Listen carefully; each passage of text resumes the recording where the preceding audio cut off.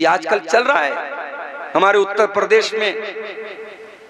हमारे गैर मुस्लिम भाइयों का एक बहुत बड़ा उनका त्योहार कह लीजिए या उनका इज्तिमा कह लीजिए, पूरे मुल्क भर से वहां लोग आ रहे हैं, मीडिया वाले दिखा रहे हैं साहब उसमें कोई औरत आती है, वो जो है उसने दुनिया को त्याग दिया है, वो शादी नहीं करेगी।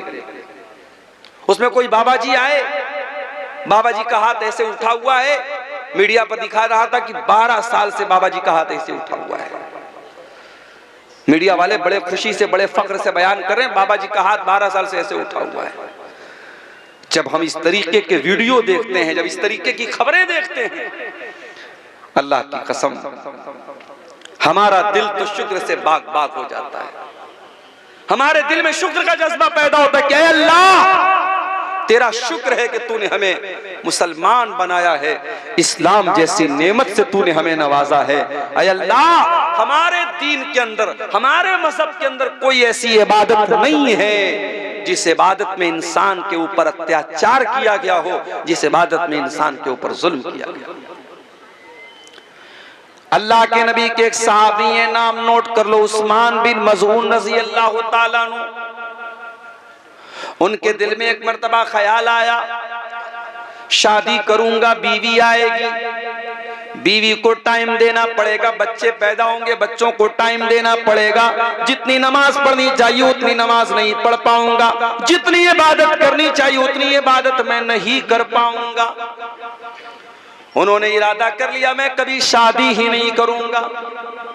फिर दिल में ख्याल आया कि मैं तो मर्द हूं और जब तक मेरे अंदर मर्दानगी बाकी है तब तक औरत की ख्वाहिश मेरे अंदर बाकी रहेगी। हजरत उस्मान बिन मज़ऊन रज़ी अल्लाह ताला अन्हु ने अपने आप को, अपनी मर्दानगी को खत्म करने का फैसला कर दिया। मैं इशारे में आपको समझा रहा हूं, समझदार होंगे आप समझ जाएंगे। मर्द के जिस्म के अंदर जो मर्दानगी की अलामत होती है, हजरत उस्मान बिन मज़ऊन, और ये बात भी नोट कर लीजिए, ये वो वाले उस्मान गनी नहीं है जो अल्लाह के नबी के दामाद थे, ये दूसरे सहाबी हैं। इनके वालिद का नाम मज़ऊन था। उस्मान इब्न मज़ऊन रज़ी अल्लाह ताला अन्हु ने अपने आप को खसी करने का इरादा कर लिया। जैसे बकरा होता है ना, बकरे को खसी कर दिया जाए तो फिर वो इस लायक नहीं होता कि फिर वो जो है वो किसी दूसरी बकरी के साथ वो जा सके और फिर विलादत हो सके।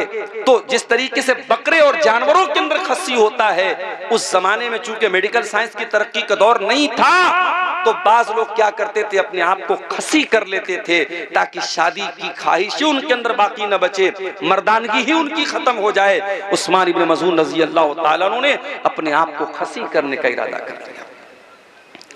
जब अल्लाह के नबी को पता चला, आपने उनको बुलवाया, आपने कहा उस्मान इन्नी लम उमर बिन रहबानिया, ऐ उस्मान बिन मज़ऊन में मुझे रहबानियत का हुक्म नहीं दिया गया है।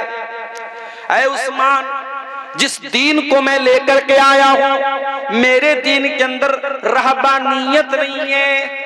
बाल बच्चों को छोड़ करके, दुनिया को छोड़ करके कुटिया में चला जाए, कोई पहाड़ पे चला जाए, ये मेरे दीन का कॉन्सेप्ट नहीं है। ऐ उस्मान इब्न मज़ऊन, कान खोल करके सुन लो, इन्नी उमिरतु अन अनामा व अकूमा, मुझे हुक्म दिया गया है मैं रात में आराम भी करूं और तहज्जुद की नमाज भी पढ़ूं।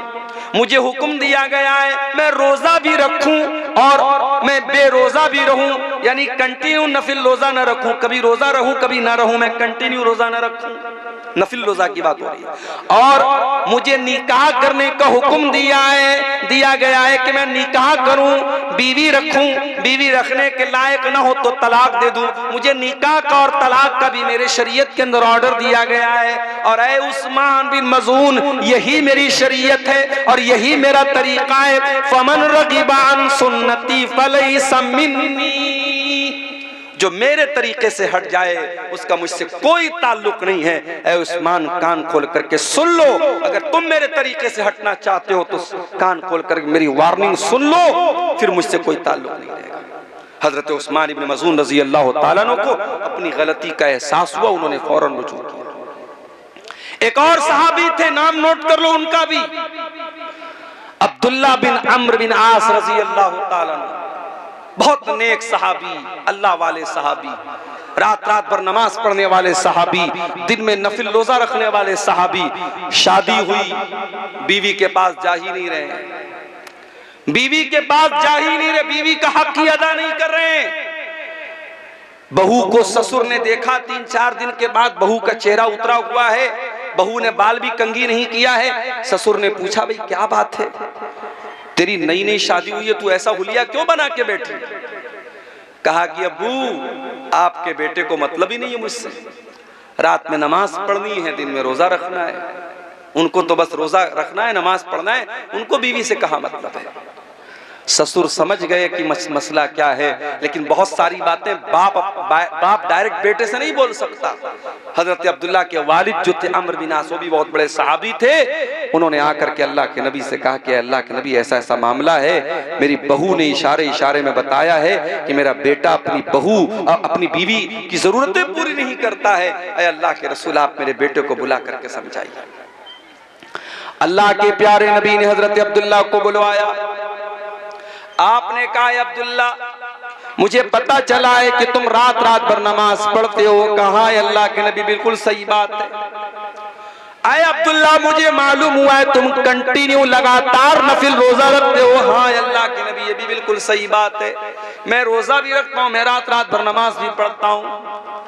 आपने कहा, अब्दुल्ला इन्ना लिअयनिका अलैका हक्का व इन्ना लिजसदिका अलैका हक्का व इन्ना लिज़ौजिका अलैका हक्का। आए अब्दुल्ला तेरी आंखों का भी तेरे ऊपर हक है, तेरे शरीर का भी तेरे ऊपर हक है, तेरी बीवी का भी तेरे ऊपर हक है, तेरे मेहमान का भी तेरे ऊपर हक है, और तेरे रब का भी तेरे ऊपर हक है। आए अब्दुल्ला सबका हक अदा करो, रात में नमाज भी पढ़ो और आराम भी करो, बीवी का हक भी अदा करो, दिन में कभी रोजा रखो कभी मत रखो, कंटिन्यू लगातार नफिल रोजा न रखो। आए अब्दुल्ला ये मेरा तरीका, इसको फॉलो करो। इस्लाम इतना प्यारा दीन है मेरे प्यारे साथी। इस्लाम में आपसे ये नहीं कहा गया कि आप औरत से दूर हो जाएं। अल्लाह कह रहा है ज़ुय्यिना लिन्नासि हुब्बुश शहवात, लोगों के दिल में औरत की मोहब्बत डाली गई है, औरत की जरूरत पड़ेगी तुम्हें, और इसीलिए इस्लाम ने तुमको निकाह का हुक्म दिया है। और मैं एक बात महसूस करता हूं अपने समाज में, मैं तो बनारस में रहता हूं, आपके यहाँ का माहौल उतना मैं बहुत ज्यादा नहीं जानता। मैं अपने यहाँ में देखता हूं कि लड़कियों की शादी जो होती है 18 साल में, 19 साल में, 20 साल में आमतौर से हो जाती है लड़कियों की शादी, लेकिन लड़कों की शादी 25 साल के पहले लोग नहीं करते आमतौर से, जबकि लड़का शादी के काबिल 20 साल में हो चुका है। अब 25 साल और 30 साल का होने के बाद आप उसकी शादी कर रहे हैं। मेरे प्यारे साथियों, इंसान को भूख आज लगी हो और खाना आप उसको 10 दिन के बाद खिलाएंगे तो बेचारा भूखा मर जाएगा। हम लोग आ रहे थे, हमारे ड्राइवर साहब भी साथ में आ रहे थे, मैं बनारस से दोपहर में कुछ खास मैंने खाया भी नहीं था, भूख लगी थी, और फिर ये भी मसला था पहुंचना भी था आपके यहाँ, जल्दी भी थी, तो मैंने रास्ते में ऑनलाइन एक जगह होटल वाले को ऑर्डर दिया बेगूसराय में, वहां खाने की चीज जब पेट में कुछ गई तब जाकर के इंसान को सुकून मिलता है। ये हमारी फितरत और आदत है मेरे प्यारे साथी। एक लड़का 20 साल की उम्र में जवान हो रहा है और बाप उसकी शादी 30 साल की 32 साल की उम्र में कर रहा है, और वजह क्या है? वजह भी कोई खास नहीं है, वजह भी कोई खास नहीं है। बिला वजह की पाबंदियां लगा करके अच्छे रिश्तों को ठुकरा करके शादी में ताखीर की जा रही है। कान खोल करके सुन लो मेरे प्यारे साथियों, अपने समाज को अगर पाक करना है, ज़िनाकारी से दूर करना है, गंदगी से दूर करना है, अपने लड़के लड़कियों की सही टाइम पर शादी करो, सही टाइम पर शादी, उनको जरूरत है निकाह की। ये दौर सहाबा का दौर नहीं है, मैं बार बार कहता हूं, ये फितरों का दौर है। हर हाथ में मोबाइल है, हर मोबाइल पर 5G इंटरनेट चल रहा है, गंदगी का पूरा सैलाब आपकी नौजवान नस्ल के पास मौजूद है। आप किस दुनिया में जिंदगी गुजार रहे हैं? अपने लड़के और लड़कियों की शादी को आसान करो मेरे साथी। और शादी की बात आई है तो कान खोल करके एक बात और सुन लीजिए। आपके इसी इलाके के कुछ लोगों ने मुझे बताया, मौलाना जरा इस पर भी आप बोलिएगा, हमारे यहाँ शादियों में डीजे बजता है, मुसलमान की शादी में डीजे बज रहा है, नाच गाना हो रहा है। ये शर्म की बात है मेरे प्यारे साथियों, और ये उस पब्लिक और उस आवाम के लिए भी शर्म की बात है। और जिस निकाह में डीजे बज रहा है, उस निकाह में निकाह पढ़ाने वाले मौलवी के लिए भी शर्म की बात है। हमारे बनारस में भी एक दौर था जब शादियों में बैंड बाजा बजता था, लेकिन उलमा ने मिल करके आपस में तय किया कि जहां शादी में बैंड बाजा बजेगा हम निकाह नहीं पढ़ाएंगे, हम शामिल नहीं होंगे। सारे उलमा जब मुत्तहिद हो गए, कौम की इतनी हिम्मत नहीं थी सारे उलमा से पंगा ले सके। आखिर हालात बदले और आज बनारस में आप चले जाइए, ठीक है और बुराइयां आपको मिलेंगी, मगर शादी के पर कहीं भी आपको मुसलमान की शादी में कहीं बैंड बाजा और डीजे वगैरह नहीं मिलेगा। अजीब व गरीब बात है मेरे भाई, मुसलमान की शादी में बैंड बाजा बज रहा है, डीजे बज रहा है।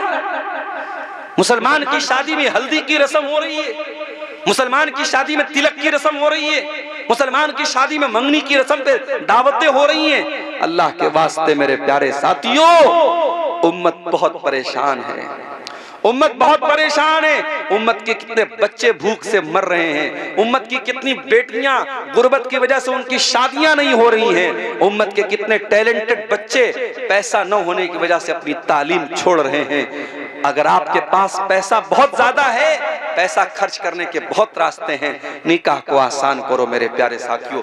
मैं हैदराबाद भी तकरीर करने गया था, वहां पर भी मैंने कहा हैदराबाद में शादी होती है, एक एक शादी में 20-20 तरीके का खाना बनता। मैंने वहां पर भी कहा एक तरीके का खाना बनाओ मेरे भाई, 19 तरह का 20 तरीके का खाना न बनाओ, एक तरीके का खाना बनाओ, 100 लोगों को खिला दो, जरूरी नहीं 1000 लोगों को खिलाया जाए। शादी को आसान करो, सिंपल करो। अल्लाह के प्यारे नबी ने फरमाया इन्ना ज़मन निकाही बरकतन ऐसरुहु मऊनतन, सबसे ज्यादा बरकत वाला निकाह वो है जिसमें सबसे कम खर्च किया जाए।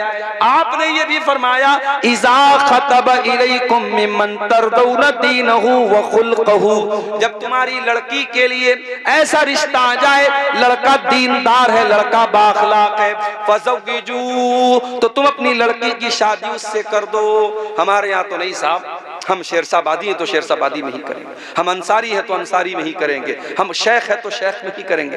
ये बिरादरीवाद कहां से आया मेरे भाई? जब हम ये अकीदा रखते हैं सब आदम की औलाद है, सब हव्वा की औलाद है और एक ही फैमिली और एक ही परिवार से निकले हैं, तो फिर कौन ऊंचा कौन नीचा और कौन फला बिरादरी कौन? ये बिरादरीवाद की बुनियाद पर अपने आप को आपने ऊंचा समझ लिया। आज कितनी जगहों पर बिरादरी की वजह से रिश्ते नहीं हो रहे हैं और बिरादरी की वजह से जवान लड़कियों की जिंदगी बर्बाद हो रही है। मेरे पास लखनऊ की एक लड़की का मैसेज आया फेसबुक के ऊपर, उसने कहा मौलाना मेरे लिए दुआ कीजिए। मैंने कहा क्या मसला है? उसने कहा मैं कुरैशी बिरादरी से ताल्लुक रखती हूँ। कुरैशी बिरादरी आप जानते होंगे, जो गोश्त का काम करते हैं, जिनको हमारे यहाँ कसाई बोलते हैं, वो आमतौर से वो अपना सरनेम कुरैशी रखते हैं, कुरैशी बिरादरी को होते हैं। उसने कहा मौलाना मैं कुरैशी बिरादरी से ताल्लुक रखती हूँ, मैं अहले हदीस हो चुकी हूँ, मेरा भाई भी अहले हदीस हो चुका है, हम कुरान और हदीस को फॉलो करते हैं, हमारा बाप भी दती है, माँ भी दती है, खानदान भी दती है, कब्रों पर सजदा करने वाले लोग हैं। मैं चाहती हूँ मेरी शादी ऐसे घर में हो जहाँ कुरान और हदीस पर अमल होता हो, शिर्क न होता हो, बिदत न होती हो। लेकिन मेरे बाप का कहना है कि मैं कुरैशी ही बिरादरी में करूंगा और मुझे पूरे लखनऊ के अंदर कोई कुरैशी बिरादरी का ऐसा इंसान नजर नहीं आता, कोई ऐसा रिश्ता नहीं मिलता जहाँ कुरान और हदीस वाले लोग हों। वो लड़की बेचारी अपना दर्द पेश कर रही थी और मेरे पास उसको सिवाय तसल्ली देने के मेरे पास कोई अल्फाज नहीं थे। ये हालात हमारी कौम के हैं। कितनी बिरादरियां हैं जिसमें हमारे अहले हदीस भाई और बहन कम हैं और उनके लिए रिश्ते की बात आती है तो खानदान और बिरादरी का दबाव होता है कि आपको बिरादरी के अंदर ही करना है।